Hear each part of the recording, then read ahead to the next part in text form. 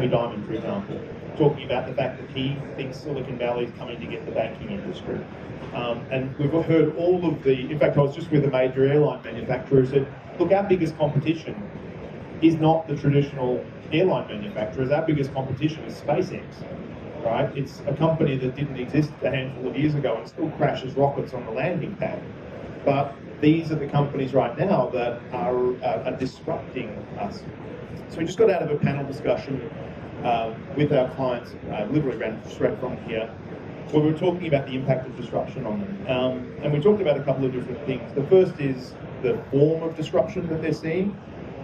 And so we categorize disruption in 3 big chunks. So the first is there's business model disruption. And so if I was to give an example of business model disruption, I guess, the one we all use is Uber or Airbnb or eBay. These are organizations that have fundamentally used digital technology to reinvent the entire business model or category that they've been playing in, right? So if we think about the auction business, like going to Sotheby's to buy a piece of art, for example, reinventing the auction business, democratizing it so that anyone can auction anything. You can take the contents of your garage and turn it into money, right? It was a simple and powerful idea. Think about what Airbnb has done to your spare rooms in your house, right? You no longer have spare room. You're now competing with Hilton and Sheraton and all the other hotel providers in the world, leveraging that capital you've got. So that's business model disruption. And we're seeing tons of that, obviously. I'll come back to it a little later because I also think it's a big distraction. Hence, I use the term disruption or distraction because I actually think it's more of a distraction than anything else. And I'll share why shortly. Then we've got, so number one is model. The second one is process. And this is where I think most of the opportunity exists. Is how can we use digital to reimagine processes and streamline them to take out inefficiencies, to improve flexibility, to improve flow and throughput. So the example that we use most frequently, I guess because it's one of our clients, is Disney, right? So if you've been to one of the Disney parks, they've got a service called Photo Pass. So back in the old days, if you've been to a Disney theme park, you'd go to the theme park, they'd take your photo, you had to go around, you had to line up, see if they got a good picture of you, wait for the picture to arrive, eventually find it on this giant wall, go, oh, there's me, oh, it's a crap photo, I'm not buying it, or it's a great photo, I'll take it. But that whole process was really inconvenient. If there was a queue, you'd look at the queue and go, I'm going off to go and get it. The kids would get cranky, you'd go somewhere else. You wouldn't get your photo, Disney wouldn't make their money. So with the introduction of Photo Pass, what we've done is connect the client digitally. So the visitor has an experience that is augmented by digital technology such that if you've had a photo taken of you, you know straight away, you can purchase that, you can transact straight away. You've taken friction out of the process, and the customer's happy at the same time. What's HPE's role in like Photo Pass? A lot of the technology integration to that case. So we basically integrated all of the systems that supported that. So it's basically a big SI project for us. So software, hardware, and systems integration services. And I guess that's the point. A lot of what this exercise, these digital process improvement exercises are about, is integrating disparate systems together. And the last one is the one we speak about a lot, which is technology disruption, right? So how can you use technology to disrupt? Whether it's in our world of data centers, whether it's cloud, big data, of course now containers and microservices, there's all these disruptions coming in that would potentially both impact us, but could benefit us.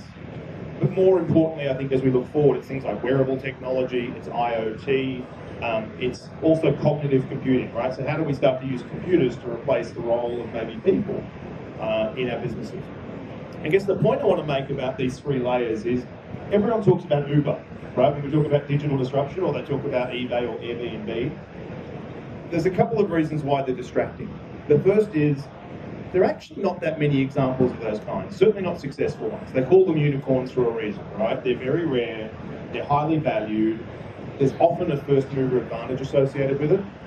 But the second thing I think is more important, when you're talking to business people, and we see this a lot at the moment, so the business people are talking to their CIOs and saying, hang on a minute, why aren't we Uber? How do we Uberize our industry? And often what they're assuming is there's a lot of technology that needs to be invented, right? So they start spending money on pure R&D. But if we think about, and I'll use Uber as a specific example, if we think about what they actually invented. Well, they didn't invent the car, they didn't invent the cell phone, they didn't invent the app, they didn't invent the GPS system that runs around the planet, they didn't invent payment systems. What they did was integrate existing technologies in an innovative way and then built value-added capabilities and systems around that value chain. And I guess that's the important point here, is that in order to avoid digital distraction, I think we need to change the debate from, it's not about inventing necessarily new technologies, that's important. It's about integrating and exploiting the capabilities we have today. And that story from an innovation standpoint is not a new one. If you go back to the invention of the light bulb, Edison didn't invent most of the materials that went into it, arguably any of the materials that went into the light bulb. What it did was integrate those capabilities and experiment with different forms and combinations until he found one that worked. The same is true of the flushing toilet, right? Same big innovation. All of the capabilities and systems that went into the flushing toilet that existed before, it took a smart innovator to bring them together in a different way and create something that was transformative to its industry at the time. So that's kind of the digital disruption discussion at a high level. Just maybe pause for a second and get your reflection on this, because I think we as technologists are probably guilty of overhyping some of these digital transformations, and especially some of these vendors that, or these so-called unicorns. I know, Tim, as business people are talking to IT people, what's the nature of the conversation you're having about this digital disruption? Well, I think there's Do we a need lot a of... mic? There's, yeah, Okay, actually we mic. do.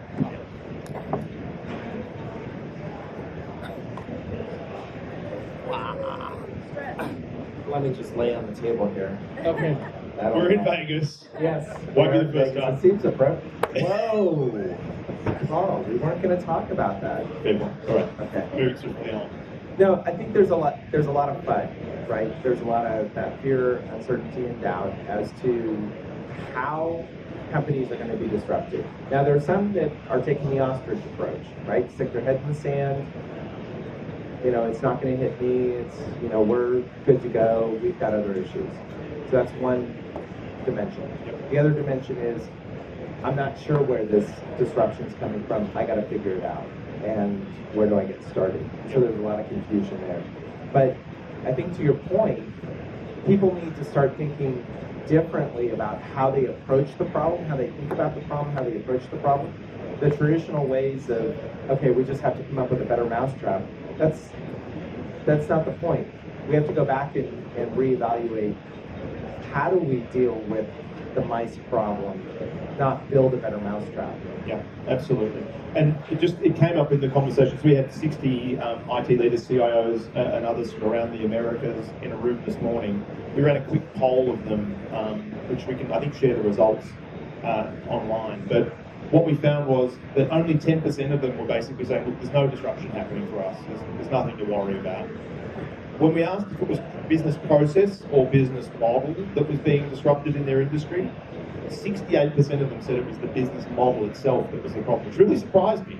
There's still a lot of focus on that we think the disruptor is a small startup that we've never heard of, and they're going to disrupt our entire business model. And we heard examples today like blockchain and Bitcoin, because we had a lot of banks in the room, of course, so they were very concerned about that. Interestingly enough, the healthcare industry was kind of saying, we see a lot of disruption as technologists, but our business doesn't. Because the businesses, I guess, probably come from the point of view of our job is, And healthcare is the single biggest opportunity for disruption of all the different industries today. It's healthcare by a long margin. And interestingly enough, one of the reasons why they cited for... Ask that gentleman 2 doors down from you. It's very true, right? He's focused on his computer. He is focused on his computer. He knows a little thing or two about healthcare. What was interesting about this discussion as it relates to healthcare was that they were saying that part of the problem is the clinicians, for example, the business, tends to look at technology as being something for the back office. They don't necessarily see it as being central to either the patient experience or to actually avoiding a patient experience at all. So, for example, I work with a lot of insurers who are now looking at their business not so much as being in the insurance business, as being in the healthcare avoidance business. In other words, how do we keep you out of the hospital? How do we keep you out of the insurance system? Because that makes you a more profitable customer. And frankly, you're a happier person too. Because if you don't have to go to a hospital because you got sick, we don't have to spend money on you and you don't have to be sick, so everybody's happy, right? So how do we use potential technology to do that? But it is interesting. I guess the central point here is that different businesses have different levels, I'm talking about the business here, have different levels of appreciation of what digital means to them. And one of the challenges that we seem to face is that they're not necessarily leveraging this expertise of their CIOs, of their own IT people. They're often looking outside of their organisations if they're looking for thinking about the problem at all. So any other comments on that whole digital transformation? You all good? So I guess following on from that, what we then spoke about is what needs to change. And this is an area where I think we had probably the most rigorous discussion. It was quite robust. There were two things that popped up. The first is that when you move to a digital business, or digitally differentiated business, there's a pro and a con. The good news is you can learn more about your customers faster. So we had a great example from a banking customer that said, we released a new app, and within seconds, we had feedback on social media about the quality of their application. In fact, specifically, there was some negative feedback. That's the first to hear, right? What a surprise. Every time you want the first time, that's what it's going to happen.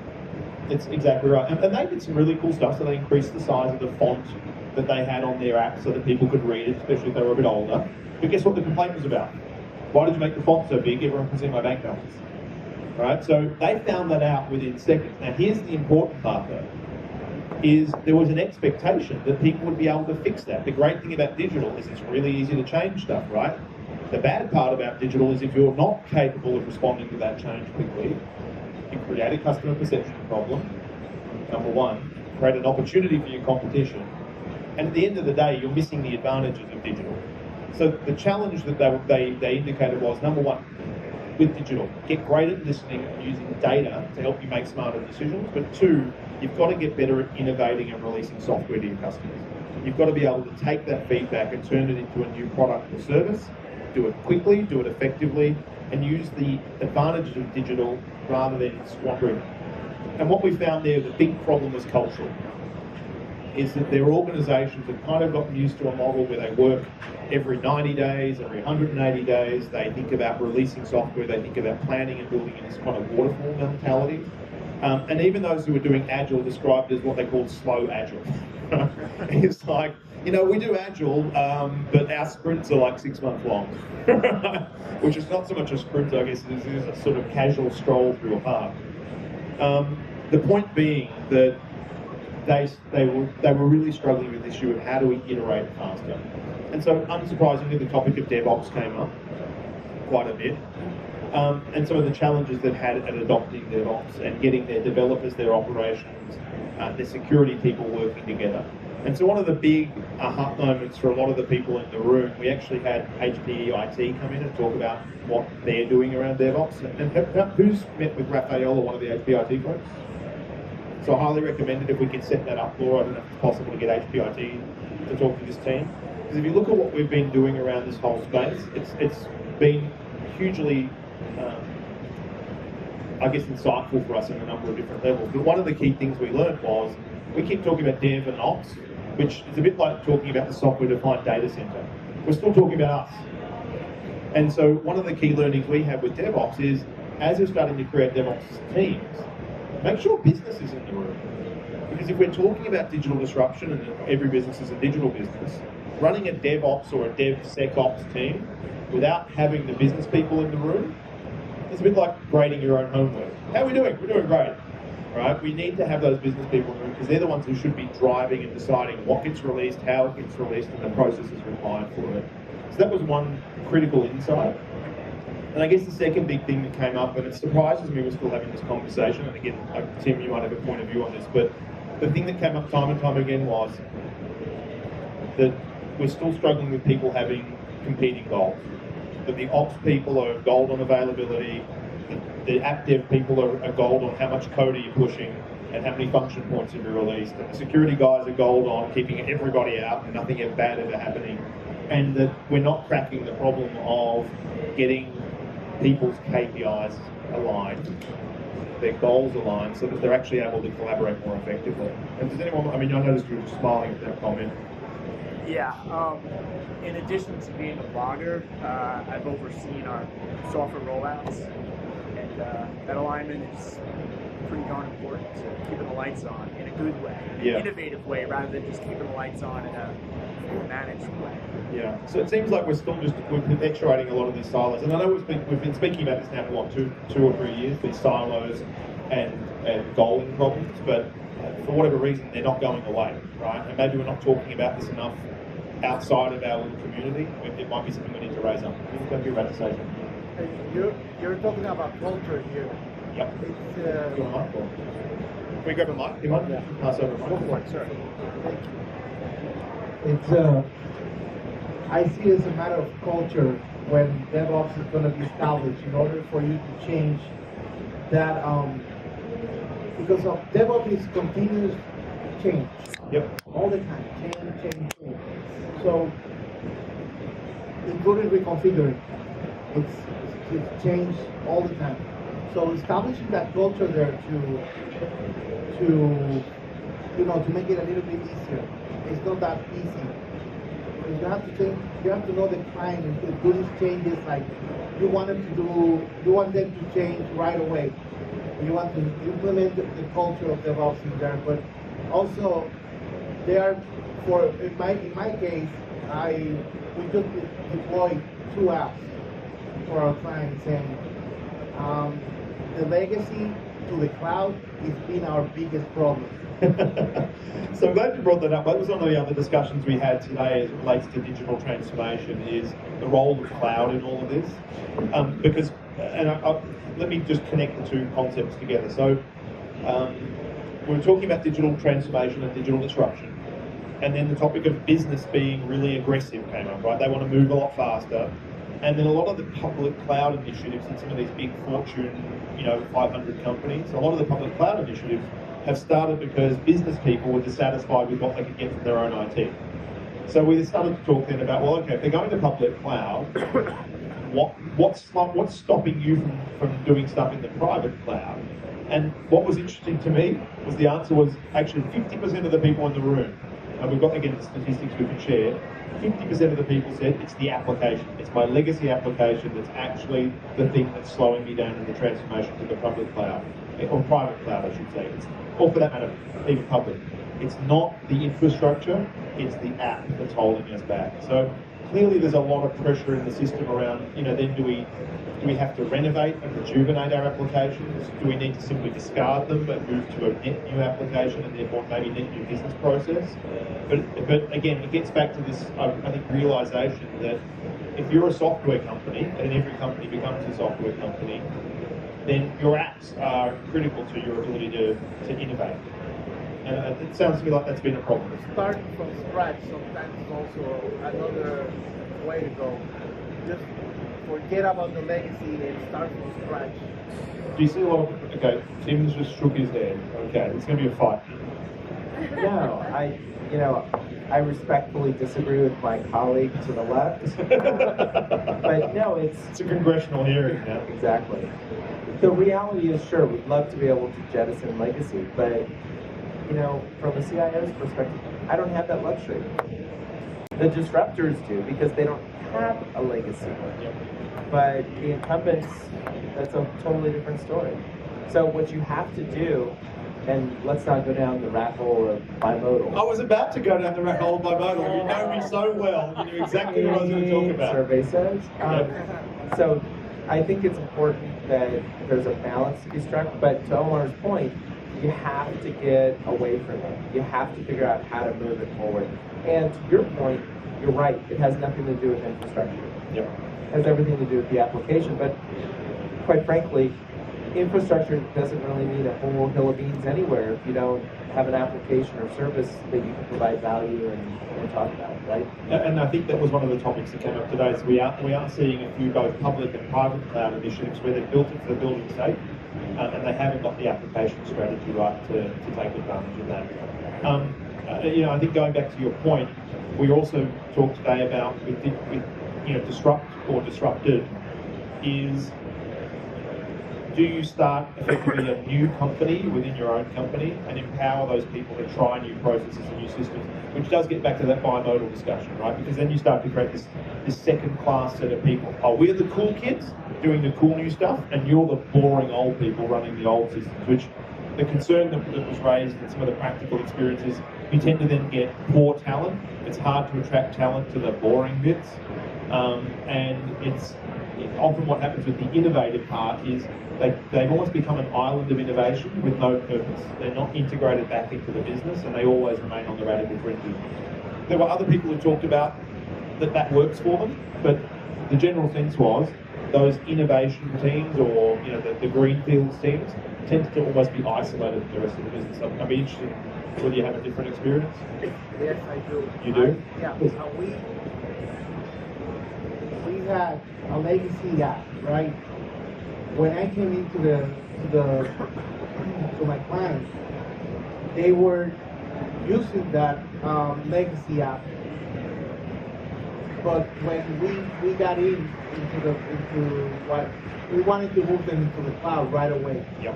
So we took the opportunity to say, you're going to need to do everything now the way it's going to be looked into for the next 15 years or 10 years, right?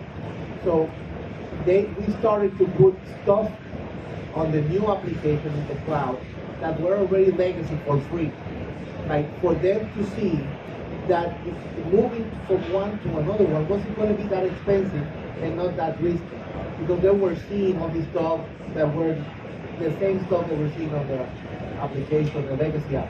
But what really make it so hard was that they were not used to this new analytics and these new concepts of bringing everything live so they can see everything at the same time is being operated. So that for us, that was the tipping point. Interesting. So what we did is we turned the data center into a development center. We hired 2 companies to provide the support for the application inside the data center of the client. And we had a group of developers that we hired independently to start migrating everything that all that had, same database. So we cut it in 4, and we turned to development center. So now we launched the apps so they can see their legacy, but turning them turning them into the cloud. I will say that from the CIO perspective, it wasn't that hard, but it was expensive. So Tim has a point there that it's very crucial, because not everybody has the money to say $300,000, $400,000, $500,000, let's do it. Yep. So to soften it a little bit, we took the legacy, we took it straight. We use an application, it's called Accelerator. Yep. So we took everything to Android and iOS right away from the start, so they could see their app working like it was working on a legacy system. That's great. And you make a really good point there, and this is actually what Tim and I were speaking about yesterday, which is how do you finance this innovation? Especially if you've got these legacy systems that soak up so much of your money, how do you find additional or free capital to build these new innovations? Because it is expensive. And so one of the things that we were talking about is, again, if you think about a lot of what the digital disruptors do, they're capital light, right? They don't have a lot of capital expense. They tend to run a lot of OpEx. And traditional enterprises, for a variety of reasons, tend to think capital first. And so an overlooked tool or technique we can use is things like financial services. So, a buy and lease back. So how could you get the infrastructure off your books, sell it to somebody else, and then lease it back from them? And the benefit is they give you a check when they do that, and you can use that money to then maybe fund those innovation projects and kickstart some of the innovation you would otherwise have to have found the money for yourself. So it's kind of like how do we create a Kickstarter for corporations kind of model to help fund some of this innovation and get through this application bottleneck? So it's clearly solving the problem, not just all about technology, I guess, is the point we're trying to make. I'm just trying to think of where else I was, other key topics we wanted to cover. I guess just tying it back to what's happening from a software perspective, I'm just mindful of the time here, about 10 minutes. Sorry, before we move on, any other questions or points on the topic? Yes, sir. Yeah, my name is Joe Panettiere, and I cover the market more from the VAR and the integrator and the IT consultant side, so they're very interested in HP Enterprise and partnering with you. Yep. No disrespect meant, your latest financials strong, but if you look at the software side of it and the SaaS side of it, even though better than historically, still not going gangbusters. So how do you tell the partners, hey, you know what? We have a credible story when it comes to digital disruption. We ourselves are not being disrupted. We are being disrupted. Let's not be confused about it. I mean, every business on the planet is being disrupted in some way, shape, or form, in my opinion. And especially technology businesses, right? Whether you make chips, whether you make hard disks, well, let's take hard disks as a classic example, right? Whether you made ADSL modems, right, which are going out of, fashion faster than anything as we move to, fiber to the curb, fiber to the home. Whether you make software, on-premises software is obviously being disrupted by software as a service. Every conceivable segment of technology is being challenged, including ours. And so if you look at our results, I mean, you make a couple of observations. I don't want to get into too much detail, but one of the big secular trends that we're seeing that you don't see in the top line number that we report is the huge swing of bookings to SaaS. So our clients, the good news behind the number is that you don't see is the huge push we're making around SaaS and the fact that our clients love that SaaS opportunity. They love the fact they can work with us that way. What that means if you're looking at us from outside of the company, again, financials is not the thing we really want to talk about, but that might, what you need to look at the businesses differently then. And I think one of the challenges you face, and it's true of us as a business, and it's also true if you own, if you're in a regular business, a non-IT business that's being disrupted, is you've got to educate your investors and your employees that they need to look at the balance sheet in a very different way, especially when you start to move to things like, as I said, software as a service, infrastructure as a service, pay as you go. The way you value an enterprise, especially in this disruptive world, is very different. But you're right, if you're one of the people being disrupted, you not only have to deal with the disruption, you've also got to deal with the communication of what that means to your stakeholders. And it's a really important point. Any other questions on the VAR side of things? Because obviously the partners are important to us. Any other questions on that partner side? No, not right now. Thank you, though. No, pleasure. Are you familiar with Docker? Am I familiar with Docker? Heard of it? I'm kidding, yeah. I know a reasonable amount about it, yeah. There were, what was the name they were called before Docker? Not something. I don't remember. Before Docker was Docker? I mean, the technology goes, if we think about it, the whole notion of containerization goes way, way, way back to the early days of Solaris. Oh, dot cloud. Yeah, but if you look at, say, BSD jails were the original kind of instantiation of a Docker model, so it goes for a long way back. They were a PaaS vendor, a PaaS. I think they were a PaaS vendor, yep. Some of the things that they need to solve this disruption, or that we use with Docker, to have it everywhere, every time, all the time, before launching and all this stuff, and watching it carefully. Yep. So what would you suggest that, what other things are out there to avoid the disruption on the starting stages? So, I mean, the whole notion of containerization and microservices, well, let's talk about how I'd use something like that. So the whole benefit, okay, let's take a really big step back. The whole idea is put more software, better software in front of my customers and stakeholders faster. Yeah, that's right. That's what we're trying to accomplish. In a disruptive business, it's about realizing that software is your friend or your enemy, depending on whether you've figured out how to master it. Absolutely. Right? And it can be your enemy. If you haven't figured out how to turn it into power, it's going to be a really big problem for you. What containerization allows us to do is provide a platform by which we should, in theory, be able to innovate and release applications more rapidly, because we're able to isolate that application into a self-contained unit. That means everything you do with that application inside that container is isolated from everything else you do. It also kind of forces a logical school of thought that says, how do I get one container talking to another container? So we start to create isolation and separation of concerns. We start to better form the communication between those two things, yeah? So by isolating them, it forces us to think a little more strategically and architecturally around how those different components need to talk to each other. And that's goodness. There's some hidden badness too, though. It's really easy to create a container. And for those of you who were there for the virtualization boom going back 10 years ago, you'll remember one of the big problems was it's really easy to create a virtual machine. That's a problem because once you start to get hundreds, thousands of the damn things, and you start to find machine images on hard drives, right? And you're looking there going, what does this machine image do? Has it got anything useful on it? Do we still need this machine image? Did the developer create this and they're goofing around? Or did, like, one of my sysadmins create it and it's the most critical piece of technology we've got in the business and I can't delete it? Oh, wow, I just did an RM minus R on this directory and I've completely blown my business away, right? So containers have the same problem, except they could be, instead of being spun up in a couple of minutes, like a VM, they could be started up in microseconds. And we're starting to see container sprawl, right? So what is this container? We've given it again, because they get created at high volume, it's got some weird name that it's machine names probably, right? It's, CX124567. What does that container do?